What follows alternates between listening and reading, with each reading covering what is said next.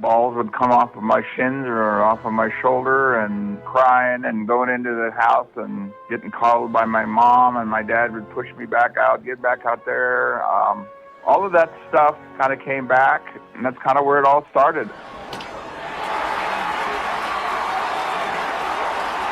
Welcome to episode 360 of Alberta Dugout Stories, the podcast. I'm Joe McFarland. It's award season in Major League Baseball as the year starts to wind down. Free agency is starting to pick up, and it won't be long before we have an eye on the Rule 5 draft. We're also keeping tabs on announcements from Baseball Canada surrounding the 2026 World Baseball Classic. We have a new story coming up on both of our sites in the next day or two, highlighting 10 familiar names that could be poised to be on that roster. Many eyes in the baseball world are getting set to tune into the first ever Women's Pro Baseball League draft. It's set for next Thursday, November 20th, consisting of 6 rounds with 20 picks per round, meaning 120 players will be taken. The franchises will be in San Francisco, Los Angeles, New York, and Boston. Several Canadians are considered to be top prospects, including Jada Lee and Ali Schroeder, as well as Albertans Madison Willen and Sydney Barry, and Saskatchewan's Addie Zebart. We'll keep you posted on all of the picks for our two provinces on social, then we'll recap it on a future episode of the show. Speaking of drafts, this could be a big couple of days for Grand Prairie native and Dogs alum Dane Tofflin.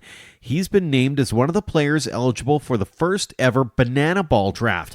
Tofflin has spent the last couple of seasons with the Rocky Mountain Vibes of the Pioneer League.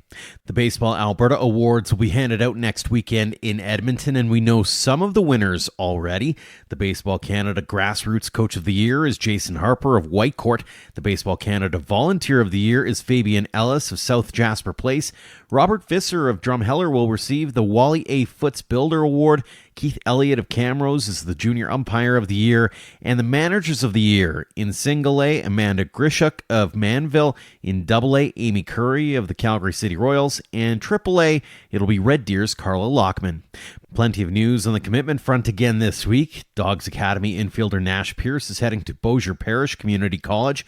Fellow Dog Lincoln Fugel, who's originally from Fort McMurray, signs on with Odessa College.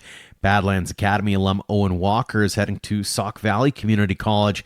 And over in Saskatchewan, Jackson Monchuk of Going Yard Academy will join Pratt Community College. Meantime, a few transfers this week as well. Friend of the show and AHP Academy alum Brendan Cleland is moving on from Northeastern Junior College to Montana State University. Weber Academy alum Lucas Laukinen goes from Cloud County Community College over to the University of South Carolina Upstate. Wildcats teammate Matthew McDonald moves over from Pima Community College over to Wichita State University. And one more from Weber, as Simon Baker has found a new collegiate home. He was originally at Gonzaga, then headed to Cloud County as redshirt freshman. The Sylvan Lake Gulls utility man has now signed on with Missouri State University.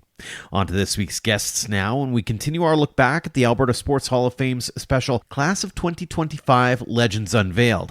It was an opportunity for the Hall to recognize people who went above and beyond the scoreboard to make their respective sports and communities better over the years. Last week, we heard from Executive Director Tracey Kinsella, as well as the families of inductees Reno Lizzi and Mel Kowalchuk. This week, we'll hear from two of the inductees, Orv Franchuk and Dr. Randy Gregg.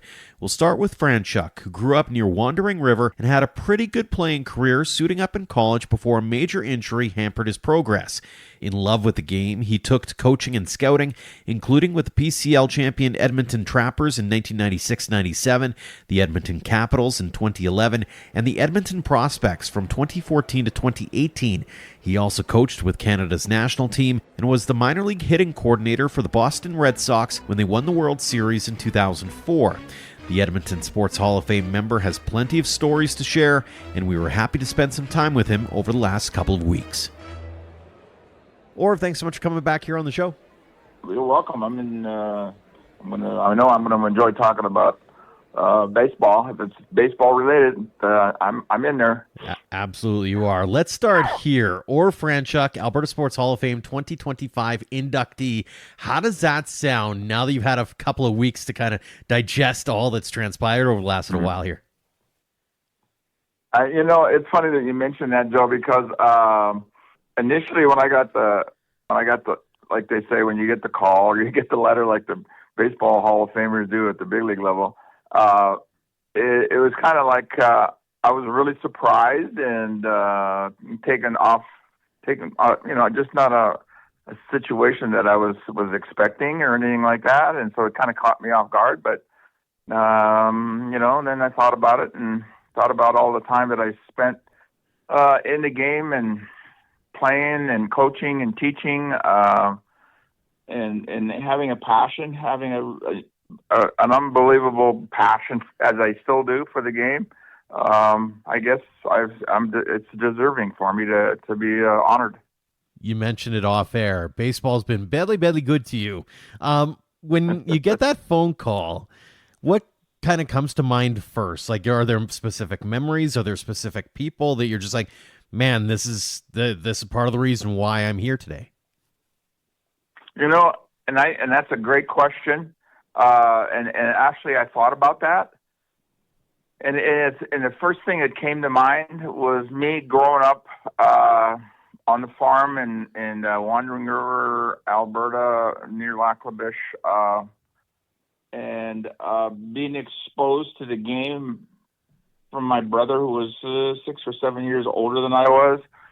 It would take me out every other day when he wasn't working on the farm, and play catch with me and put me up against the garage door and throw to me, and I would not have a whole lot of success at first, but balls would come off of my shins or off of my shoulder, and crying and going into the house and getting coddled by my mom, and my dad would push me back out, get back out there. All of that stuff kind of came back to me, and that's kind of where it all started. And then just following my brother when he played out there, going to the games and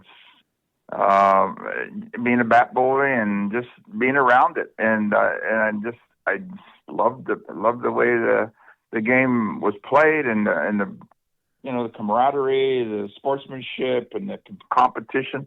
All of that kind of blended into, I don't know. I got hooked, man. I got hooked at a really, really young age.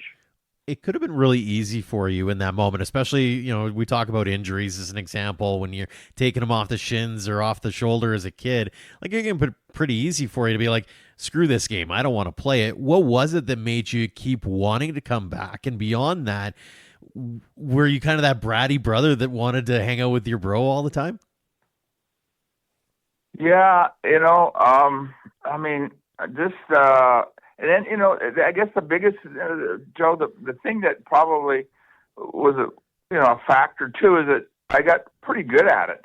Mm. And so, and it just kind of had a feel for it. And that was probably a big factor in me pursuing the game and wanting to get to do more and get better. And so, I don't mean to pat myself on the back, but I was pretty good at it at a really young age.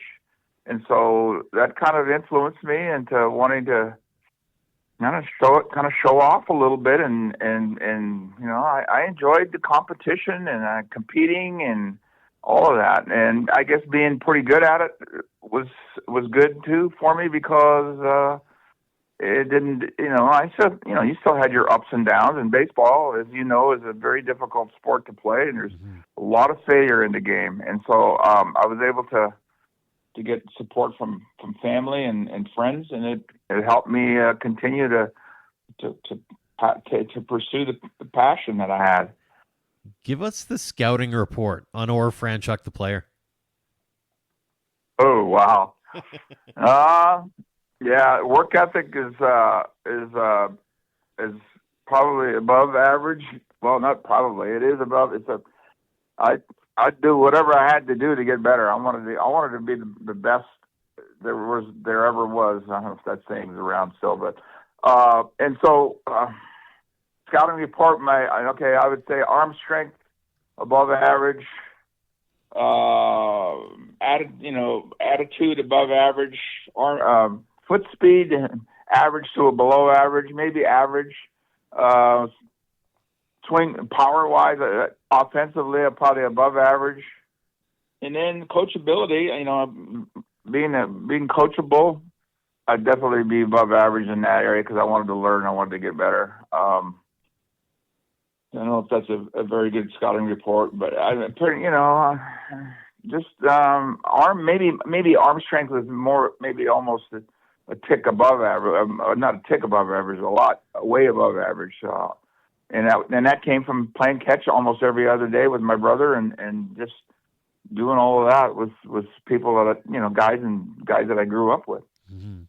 You had a pretty good playing career yourself. You go to college, you get some eyes on you from a pro perspective. Do you have favorite memories or moments looking back on it from a playing perspective that you're like, had to almost take that step back and go, okay, this is pretty darn cool?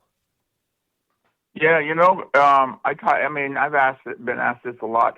I actually had a chance to.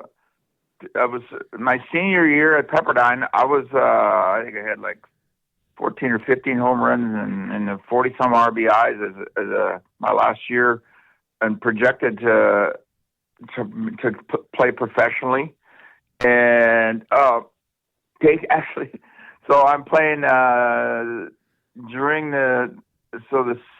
before the season is over. I'm playing winter ball, and it's like a pickup winter league thing, and I just wanted to play and get better. And so Casey Stengel happened to be at the game, sitting and watching and scouting, and it's still with the Yankees, I can't remember. But anyway, he wrote me up, and then I had some other scouts look at me, and I was supposed to sign with the Mets after my senior year at Pepperdine, but I don't know, about 10 or 12 games left at the end of the season, I ended up really having a bad injury, left ankle, got messed up, and it was torn and broken and in a cast so they pulled that away from me. They took the offer away from me, and so I got into coaching and scouting really early as a young guy in my career. And I went out to Long Beach State and assisted there, worked on my master's degree, and then came back to Canada, and I got a job at the Edmonton Public School Board. And then I got into coaching and playing here in Alberta. Mm-hmm. When you look back on it from especially the opportunity to come back home and do the teaching thing, do the coaching thing, managing, and we'll get into the Canada stuff in a minute, but what'd that mean to you to be able to give back to the game here in your home province and maybe give a little bit of guidance and mentor some of these young up and coming athletes? I mean, you know what? That's a great thought and a great question, Joe. It means a lot to me because I feel like I need to give back because I had so much, even though I strived for information and I wanted as much feedback as I could get. I had good people over the years that helped me get better. And so I feel like I need to be able to try to give back with that thought. And that's kind of what I'm doing now here. I'm working with St. Albert Minor Baseball, and then I'm working with Vimy Ridge in Edmonton, working with the young players, and that's kind of what I'm doing now is trying to give back of anything, not only to the players, to the athletes, but parents too. Parents need to be more in tune as to what the opportunities are for their kids that have a passion and are really good and academically as well as physically and baseball wise. So I'm big on that. I want to be able to help kids get better. Mm-hmm. When you look at the scene today and the athletes and the quality that you're seeing out there now, especially as being somebody at the ground level, how do you see the Alberta scene right now? How do you see some of those young kids, and has the talent improved over the years in your eyes? No, that is a huge gone up towards upward. The talent, the coaching ability of the coaches, the knowledge of the coaches, the athletes have really, really improved. And that's one of the things that I noticed immediately when I started working with the younger kids is they're getting good coaching, and as a result, their abilities, even though they only play for a short period of time during a year, Now they have indoor programs that go year round. In fact, I'm working in St. Albert for one of those, and the Vimy Ridge program. I'm doing that. So it's year round now. The kids are going year round if they want to get better. And then now there's so many more opportunities at the college and university level in Canada compared to back in the day, where if you wanted to move on, you had to go to an American college or university. So that's huge. That's gotten really, really better, a lot better. Well, that's good to hear. Going back in time again, you end up coaching at the highest level in this province with the Edmonton Trappers. You go and win a couple of championships with the team over the course of your time with them. Looking back on that time, though, did you have a favorite player or maybe a guy who you knew was going to be a big star in the show at some point down the road? This goes way back when the White Sox were an affiliate here in Edmonton. The Chicago White Sox. Ron Kittle was here, and I kind of developed a relationship with him, and just knowing, he was really more of a one-tool guy. He could swing the bat. He was below probably a runner and below arm and below defensive, but man, he could swing the bat. And I even though he was just a one-tool guy, I knew that he was going to eventually be a major league player. And nowadays, one of the things that I talk about, Joe, a lot is that to the younger players is try to learn to play more than one position, and try to be proven on all of the tools that you need to have to be a major leaguer or to be a college player or just to be play in your beer league once or twice a week. These are the things that you need to do to get better, and so. It's kind of it just depends on the kid, and then the moms and the dads being knowledgeable and how to help their sons or their daughters get better is important too. So try to educate as many people in the environment for the kids as possible. Mm-hmm. I mentioned it. You won a couple of PCL championships with the Trappers during your days there. How cool was that to be able to do it with, I'll call it the hometown team, but the team that's pretty close to your hometown? Yeah, that was pretty special. It was back-to-back. I think it was back-to-back PCL championships. And, it was funny because during that time, I'm trying to remember. See, I was with the Edmonton Public School Board for 24 years, and during my coaching time with the Trappers, I was still teaching. So 3:05 or whatever it was, 3:15, I'd leave the classroom, get in my car, and probably speed at times to the ballpark to be able to throw batting practice and be with the team and do the video stuff, help do video, a lot of the video stuff that was necessary, and spend the time with the ball club, and then be home by midnight and get ready to go to class in the morning, and that vicious circle. And on the road, I would go with them sometime in the summer when we were out of school, but during the day, I was in the classroom. So it was, but again, that's. A lot of people go, man, that's got to be a pretty long day. I go, yeah, but it was enjoyable.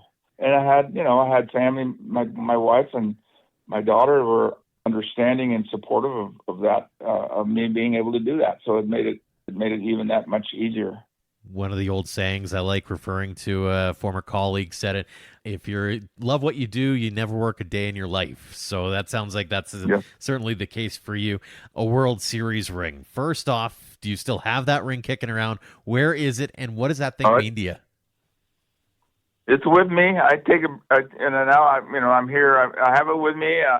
Initially when we won it, and I was traveling, I was working for the Red Sox. So I was living in Arizona.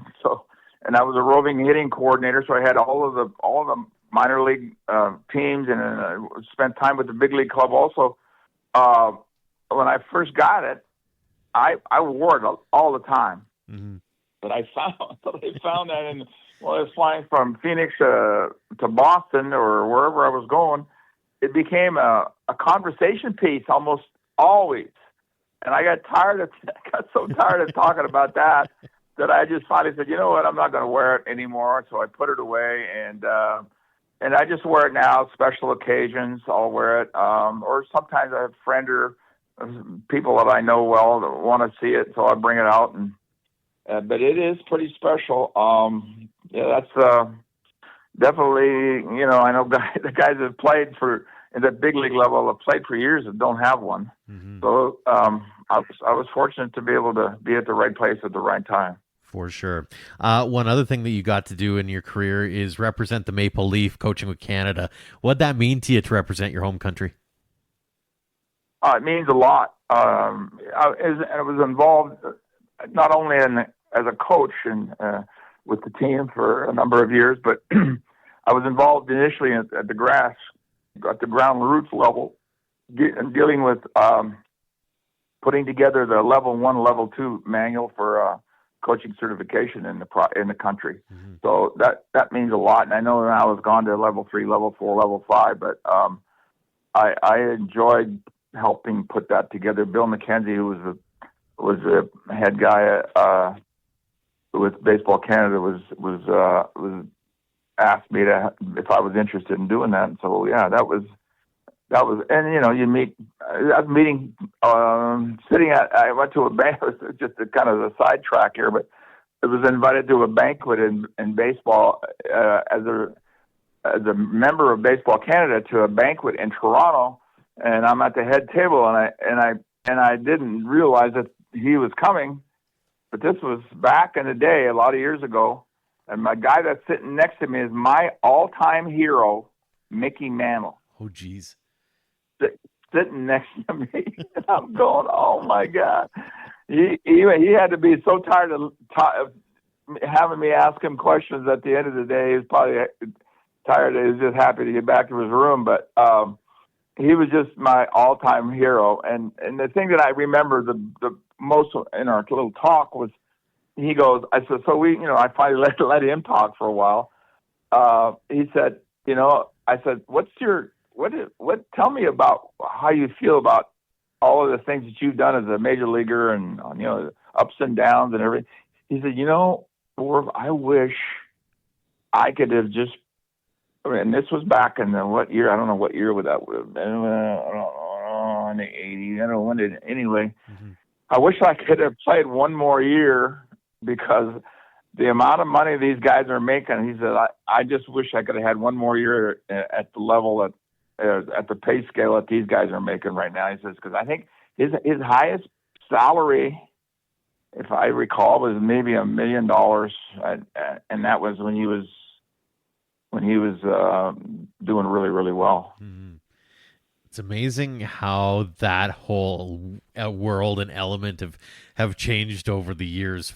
I mean, when you're talking about 250 or 500 million or a $750 million contracts, it's mind-boggling to me. And yeah, you could. Isn't it crazy? The thing about it is, if I'm a player and I have some ability and I want to be able to, that should be a motivating factor for me to get to the big leagues. Mm-hmm. Alone is the amount of money you can make, and maybe it's only for a short period of time, but you take that money for a short period of time, and you basically retire on it, invest it wisely, and retire on that money. And so and that's tough too, because the average, I don't know what it is now, but the average length of major league players at the big league level now, the average length of playing time is in the 5 years, maybe mm-hmm. 4 or 5 years range, 6 years range. Yeah. So there's not many, the max retirement, I think, is 10 years now, mm-hmm. or not now. Once you get 10 years in, you max out. Yeah. And I don't know what the amount is, but it's a lot. Mm-hmm. Every month you get a paycheck. So it's a world that I wish I lived in, Orv, I'll tell you that much. A couple more for you before we let you go.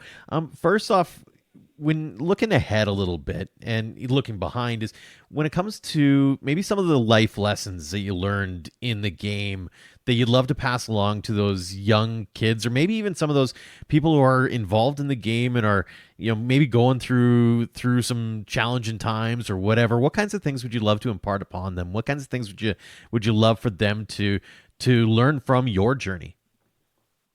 It's funny that you mentioned that, Joe, because I talk about that all the time. And the thing that I talk about is, being a good athlete and being an outstanding athlete is important.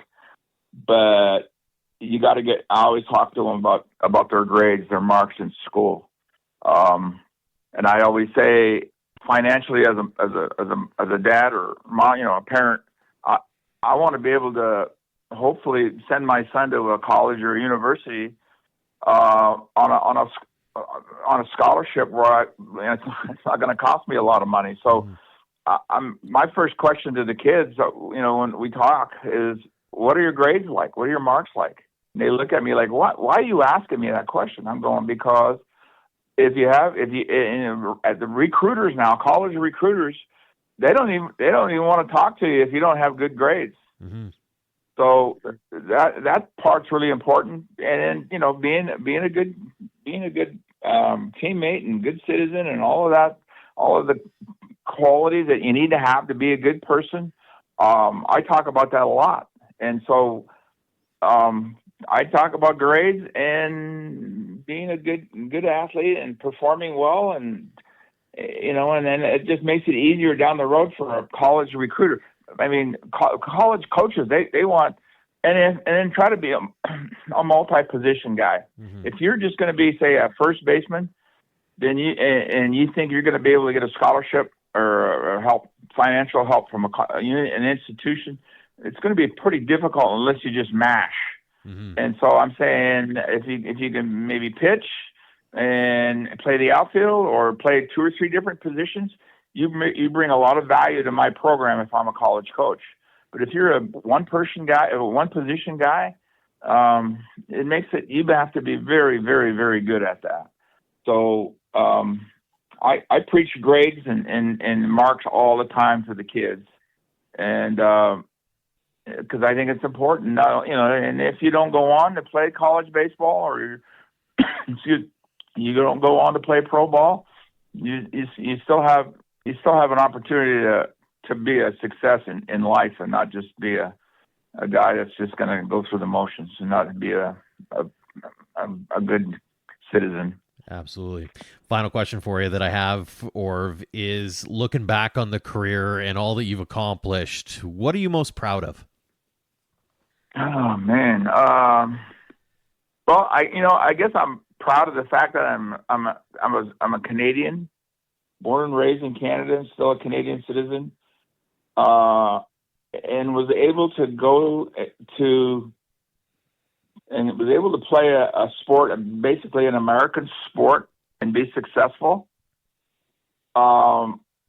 And it was, going through that process, it was difficult because a lot, when I was scouted, I was playing college baseball, I was ignored a lot because I was Canadian. Mm-hmm. They didn't feel like I was, back in the day, that was a good thing to have a Canadian in your organization, because you didn't get the exposure, blah, blah, blah, down the road. So,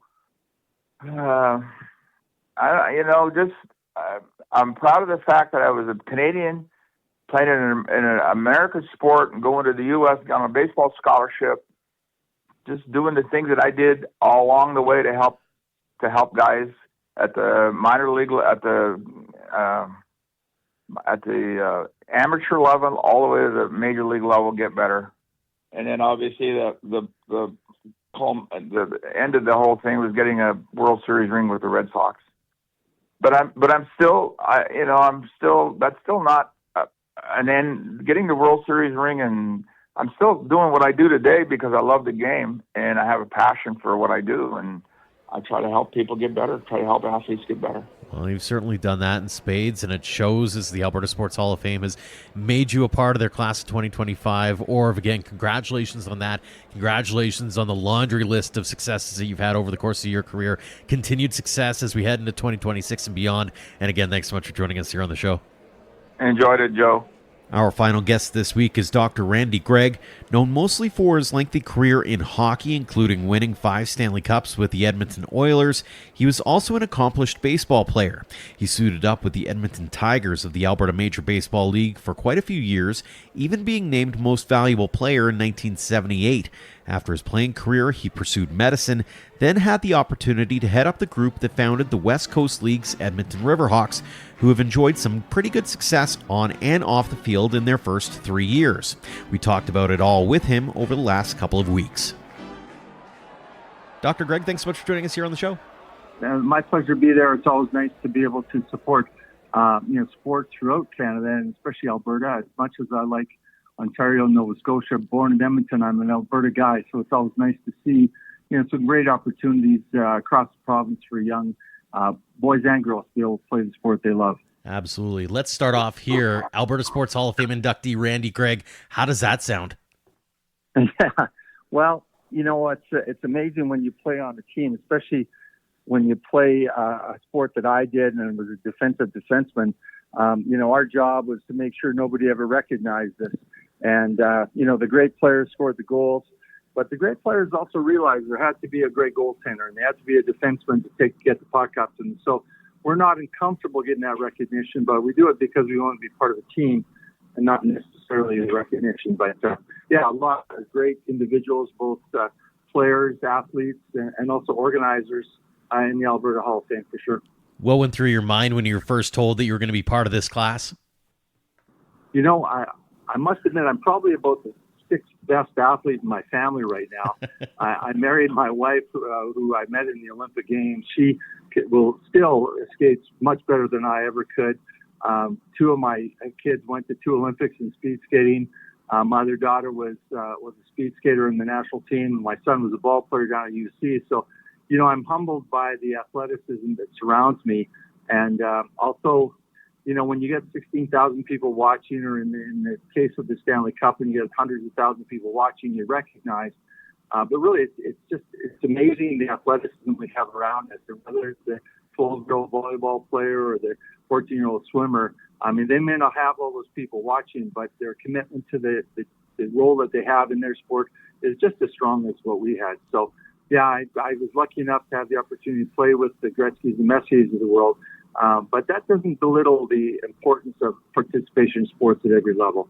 Absolutely. If you could go back in time and talk to 12 or 15-year-old you, would the younger you believe all the things that you were able to accomplish over your playing career and now as someone who's a builder? Yeah, absolutely not. When I was 12, 15, the chance of playing the NHL was a pipe dream. There's only 6 teams.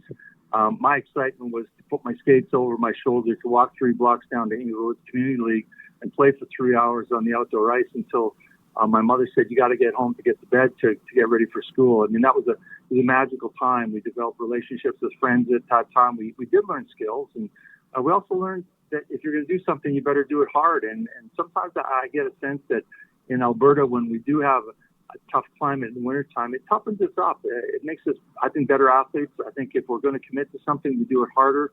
And to share that with all our friends out there was a magical time. So, I thought, my God, if the world was perfect, if I could ever play a game with the U of A Golden Bears, my life would be complete. And, that was a pipe dream at that point. Luckily, I got into university at 16. And by the time I got into medical school 3 years later, I thought, well, I'll go up to the University of Alberta Golden Bear tryouts, and they'll cut me after one practice, but I'll get a free practice. And all of a sudden, I guess I was tall and slow and probably not that talented, but Claire Gregg decided to keep me, and that was really the start to be able to say, gee, maybe we can play this game, and give all the credit to the people who teach us to become better athletes. And Claire Gregg was just a fabulous leader and also a coach in that regard. Looking back on the career, whether it be baseball or hockey or any other sport that you played growing up, what are you most proud of? What really stands out to you as being that amazing moment or those amazing years for you? Yeah, it's funny. Some people will say, well, gee, was it the first Stanley Cup or the 5th or whatever? And those are all amazing professional challenges. But, we were professional athletes at that time. When I think back of all the experiences at 10 and 12 and going down to Lacombe and playing in the Lacombe baseball tournament, getting paid nothing, but maybe getting an ice cream cone at the end of the tournament.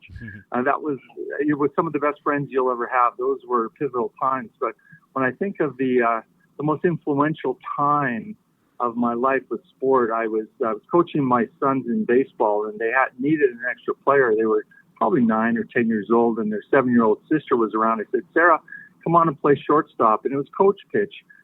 Anyway, I was pitching, and this young fella hit the ball, man on second base, hit the ball to shortstop. Sarah picked it up and went to touch the runner going from second to third base. And so I called him out, and Sarah came up to me at 7 years old and said, Dad, I didn't touch him. And I thought, here I was. I've played so many sports at so many different levels, and yet a 7-year-old girl will teach me something that is maybe one of the most important components of sport, equity, honesty, commitment to do what's right.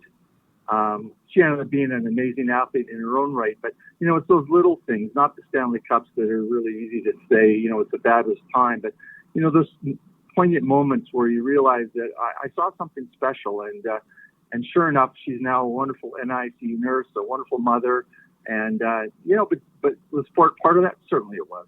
Absolutely. We are a baseball show, obviously, so we'll focus mostly on the baseball side for a couple minutes here. Take us back to your days with the Edmonton Tigers. What's that like, being able to play in the Alberta Major Baseball League and represent your hometown team like you did?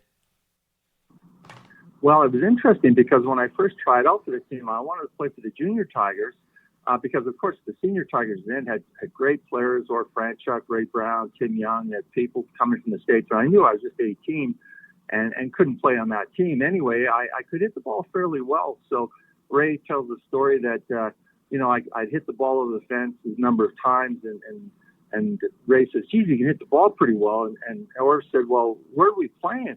And Ray would say, well, playing anywhere if you can hit the ball that hard. So anyway, my first year I ended up in left field. And thank God, one of my best friends to this day, Tim Young, was our center fielder. I knew nothing about playing left field.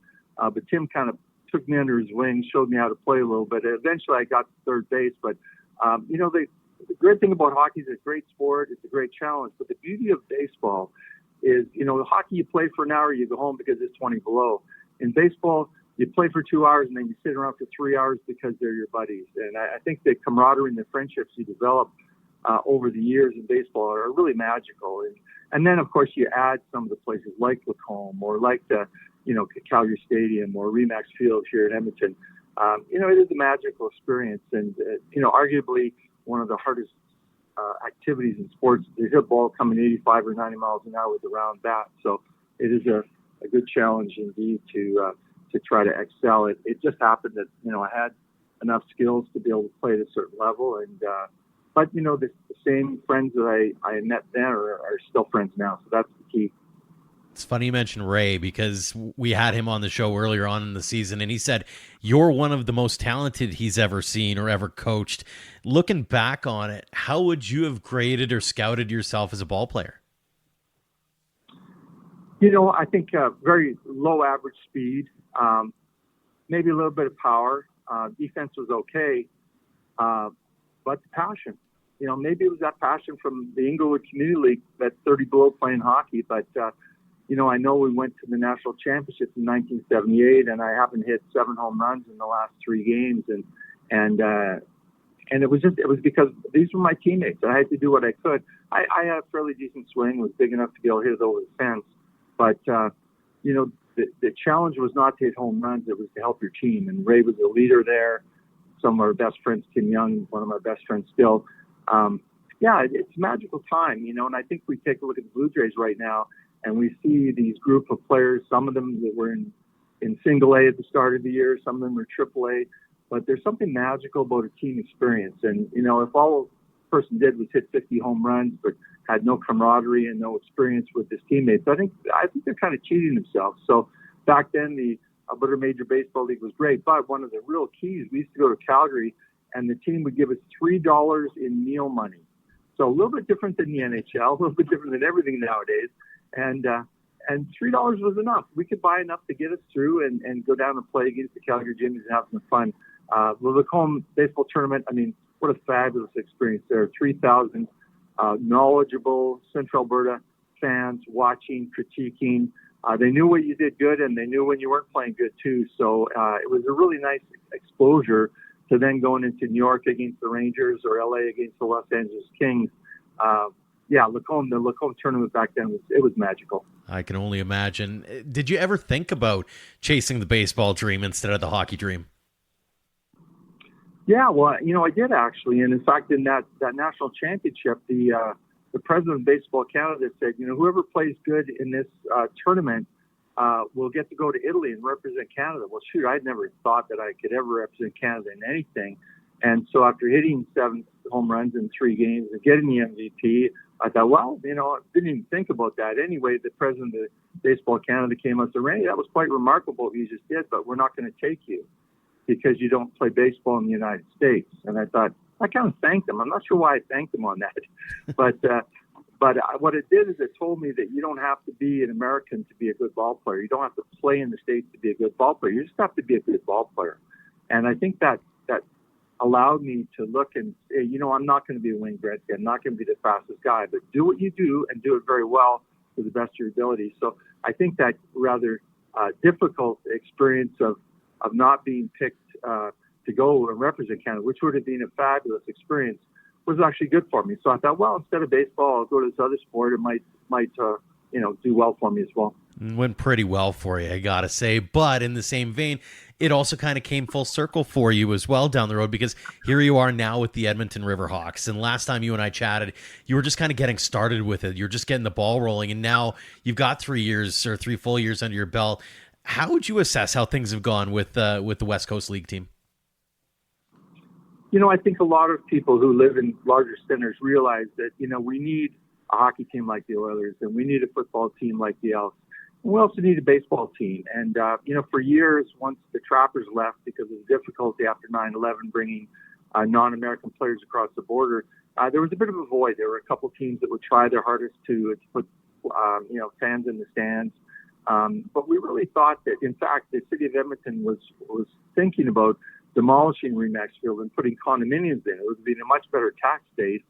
But a lot of us felt that wasn't right for the city the size of Edmonton. And so we got a group together and said, you know what, we don't have a franchise, but we have a vision for our city. And sure enough, we had our struggles trying to get a franchise in the West Canadian Baseball League. We thought that would have been good, but there were some issues with regards to rights. And so one of our good friends said, well, have you ever heard of the West Coast League? I said, sure, but we're not in the West Coast League. We're in the middle of the prairies. Anyway, normally it takes about 3 years to get a franchise in the West Coast League. It took us 3 months. And we've eclipsed every year their attendance record. And I remember going to their meetings in Portland and Oregon and Washington. And initially they'd say, yeah, where is Edmonton anyway? Is that like in Canada? They don't say that anymore. Mm-hmm. They know exactly where Edmonton is. And they keep on saying, what are you guys doing there? And what we're doing is just giving the opportunity for Edmontonians and Northern Albertans to be what they are, and that's great fans. How proud are you of how things have gone? Because as you mentioned, whether it's the attendance numbers, you mentioned, the community support, even from a playing perspective, the boys were a win away from going to the championship series this year.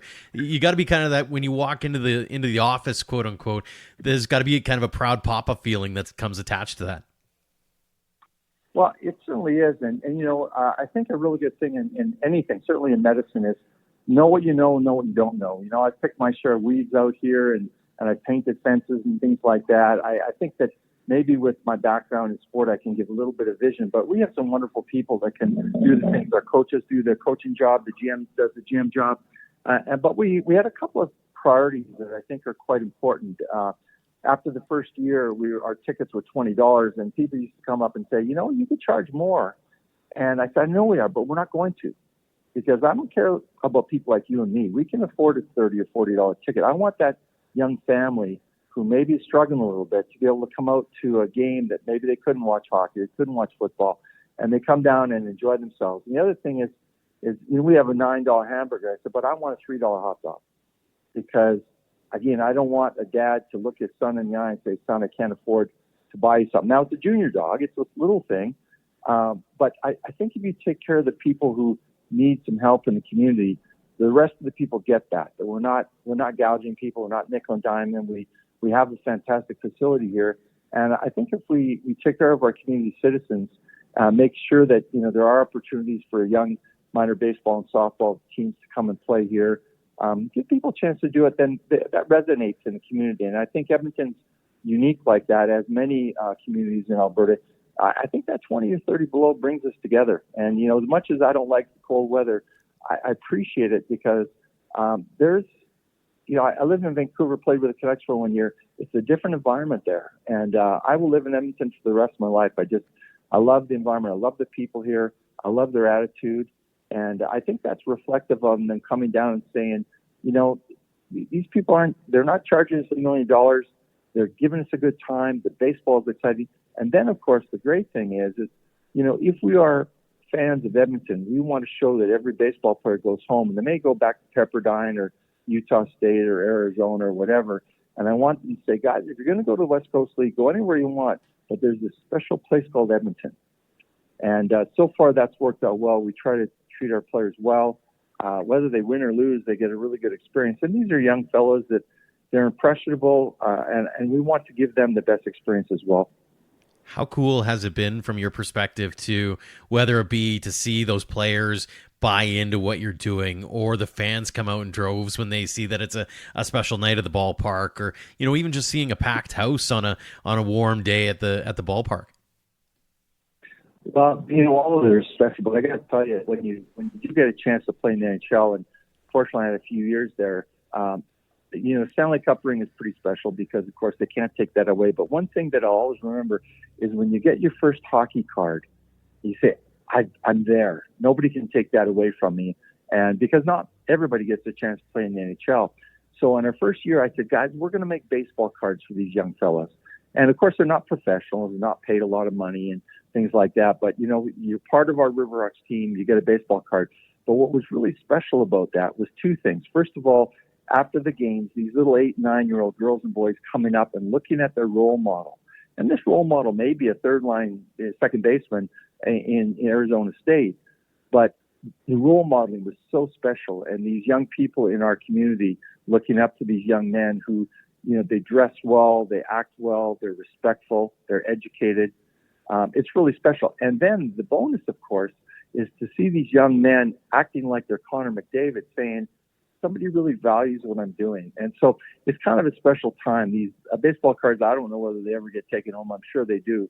But there's certain things like that really make the experience great for our young families, for our young fans, and for our baseball players as well.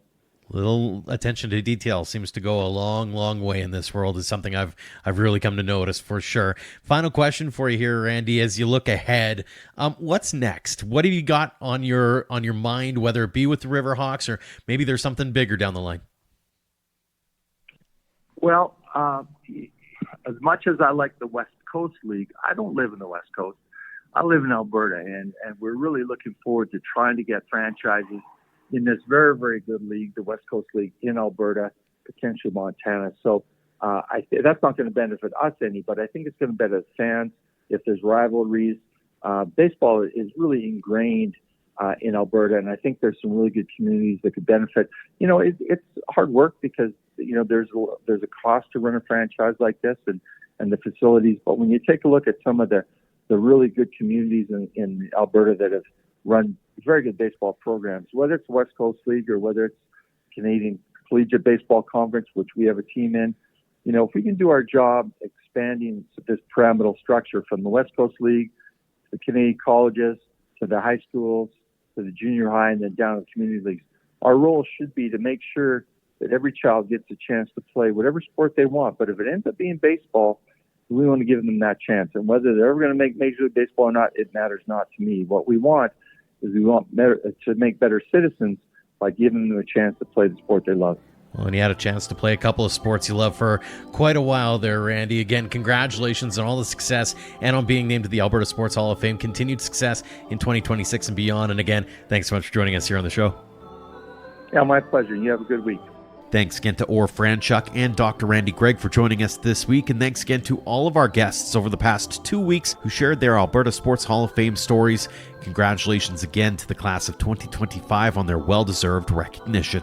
Thanks as well to all of you for downloading and listening. If you like this or any other episode, make sure to leave us a rating and review on your app. A tip of the cap, as always, to our Platinum supporters, the Okotoks Dogs, Under the Lights Sports and Entertainment, and the Western Canadian Baseball League for their continued generosity and support in helping us tell the game stories in our province. For more on our tremendous teammates, head to albertadugoutstories.com/supporters. Until next time, thank you for all of your support online, on social, and on air of Alberta Dugout Stories.